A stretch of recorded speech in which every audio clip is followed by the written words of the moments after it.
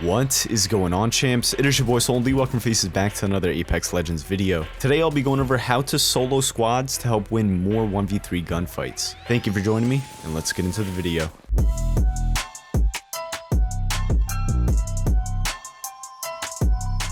Taking on a squad solo in Apex Legends might seem very difficult without a game plan, but taking it one step at a time and knowing how to engage will make 1v3 gunfights much easier. So today I'll be covering 5 tips on how you can solo a squad, and I'll also have a bonus tip at the end of the video, so be sure to stick around. As per usual, if you are new to the channel, here you'll find some of the best tips and tricks to make you an even better player, so consider subscribing. Also, quick comment shout out goes to Just Kronos. If you guys want to be featured in the next video, just remember to have notifications turned on and be the first one to comment on the video. Now let's talk about some quality tips to help position you to succeed in 1v3 gunfights.